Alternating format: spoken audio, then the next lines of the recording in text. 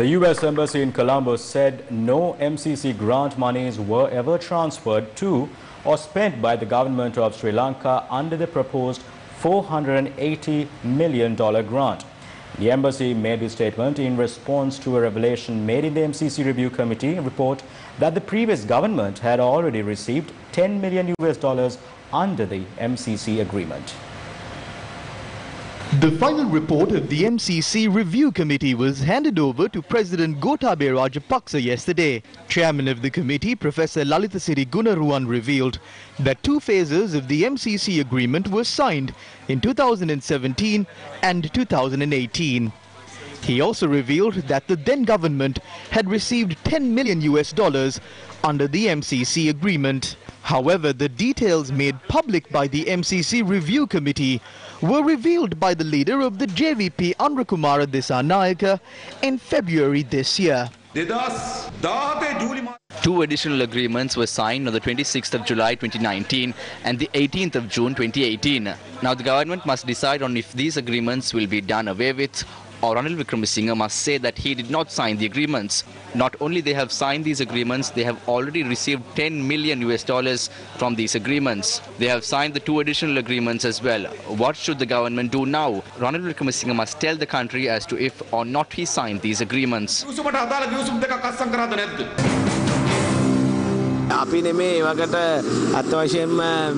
It was not us, but the finance minister at the time who presented this. Asked that from the finance minister. If there has been any wrong done, punish them. We challenge the authorities to take action without just speaking about these matters during the run-up of the election.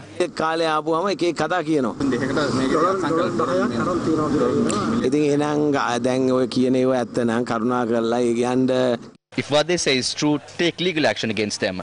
These days, many revelations that are made are untrue. That is the nature of dirty politics. MCC During the run-up to the election, they said that we are trying to divide the country through this MCC agreement. The ghost that they created then has become a pussycat today. Do not lie to the people and conceal the true facts. Today they are changing what they said then. The MCC agreement was bought by our own people back then to defeat Sajith Premadasa. I can remember it was Ranil Wickremesinghe's minority gang that brought this agreement in the middle of the presidential campaign and conspired against our candidate. There is no doubt about the stance of Sajith Premadasa's Samagi Jana Balawegaya. If they try to sign the MCC, we will create a massive opposition in the country against it.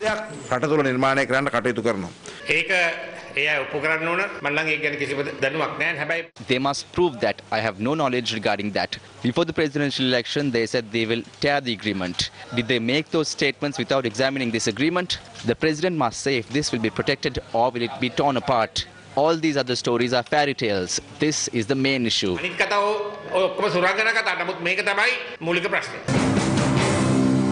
The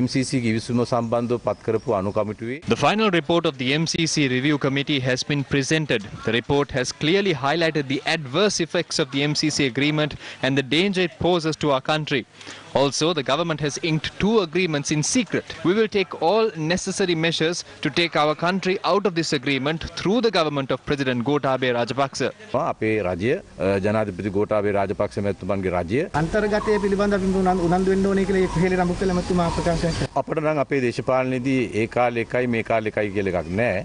We don't have two stances where we say one thing then and change our view now. When we were in the opposition, we opposed the Millennium Challenge Cooperation Agreement after reading the content of it. There might be people who oppose the agreement then without knowing anything about the content of the agreement just because they were going with the flow. We opposed not only the MCC agreement but the AXA and SOFA agreements, knowing very well of its content. When you consider all of these three agreements, you can see that the MCC agreement will adversely affect the country. Therefore, we will never agree to these subservient agreements. එකක්. ඒ නිසා අපි කිසිසේත්ම ඒ පරගති givisumට මේ රට ගොදුරු වෙන්න දෙන්නේ නැහැ. දැන් පසුගිය රජයේ 2017 සහ 2018 ඒ අවුරුදු දෙකේම මේනකොට මිලියන 10ක් අරන් තියෙනවා ඩොලර් මිලියන. ඒ අවසන් වාර්තාවේ සඳහන් වෙනවා ඩොලර් මිලියන 10ක් අරගෙන තියෙනවා. The final report speaks of $10 million that the country received.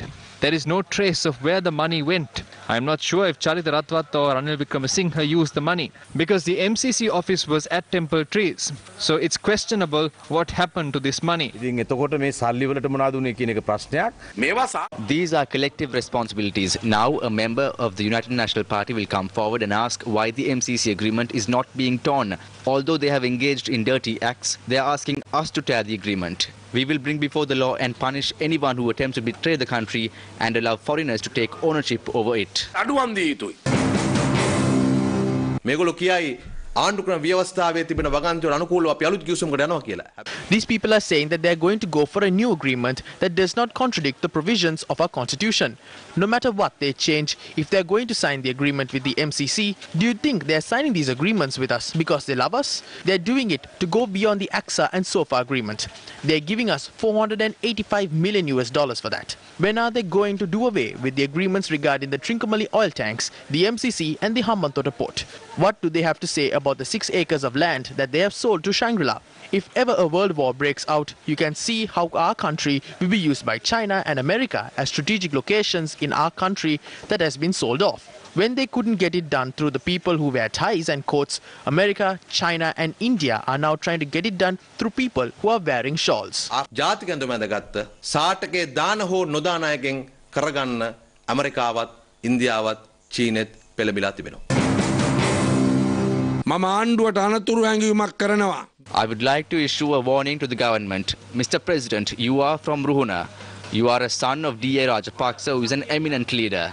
Make an order at least now to close down this office. Mervyn Silva has Ruhuna blood. I respectfully request for an order to be made that this agreement has been done away with. Take an oath that you will do this. If that is not done, I will travel like King Dudugamunu and come from Rajarata to Ruhuna and carry out a massive campaign against the Rajapaksas. Not only that, I point my index finger at these foreign outsiders and say to them, leave this country. පර සුද්දට මං කියනවා කාර්යාලේ අකුලගෙන ඵලයව් කියලා මං දබරගෙල්ල දික් කළා කියනවා. When contacting the US Embassy regarding the MCC, they responded with a timeline of events related to the program.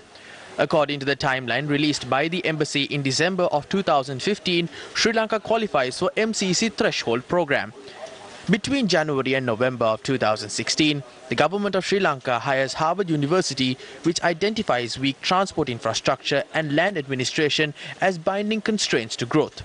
In December of 2016, Sri Lanka qualifies for MCC Compact program. The detailed project proposal was submitted to the MCC in November of 2017. The management of MCC has approved the project in July of 2018, and in September of that year, the then president met with the CEO of MCC in New York. In October of 2018, the government of Sri Lanka and MCC delegation, led by Treasury Secretary, negotiate compact and terms of assistance. In April of 2019, the MCC board approves $480 million grant agreement, and Sri Lanka's cabinet had approved the project in October the same year. The US Embassy said in February this year that the US and Sri Lankan government discussed the next steps of the project. However, the embassy had forgotten a fact about the MCC. And that was the operation of an MCC office at Temple Trees, where the then Prime Minister Ranil Wickremesinghe was staying. Here is an article with the letterhead of the Prime Minister's office. This is written on the 15th of February 2019. It is directed to Mr. W.H. Karunaratne, Secretary, Ministry of Land and Parliamentary Reforms. Who signs it? R. Sirivardhana, National Consultant Coordinator of Millennium Challenge Corporation, Sri Lanka Office. Second floor, new building, North Wing, Temple Trees, Colombo 3. Temple Trees, Colombo 3. Why did the US Embassy forget the office at Temple Trees? While the review committee on the MCC Compact had posed several issues, US Ambassador to Sri Lanka, Elena B. Teplitz, had called on Minister of Power Mahinda Amravira yesterday. During the meeting, the US ambassador had informed that the US is willing to support Sri Lanka towards the development of its energy sector. The ambassador had informed the Minister of Power, Mahinda Amravira, that the US is willing to provide technical assistance on constructing the country's first LNG power plant. In addition, the ambassador had also agreed to extend technical support to curb traffic congestion. Yesterday, the committee that reviewed the MCC agreement had heavily criticized the land administration project listed out in the pact. Is attention being drawn towards energy-related projects to divert the scope of the MCC agreement from land administration to energy? Countries like Liberia, Benin and Ghana have already commenced energy-related projects. Against such a backdrop, attempts are also being made to implement energy-related projects in Nepal under the MCC agreement. Is the US ambassador eyeing energy-related projects in Sri Lanka to bring forth the MCC agreement in a different form?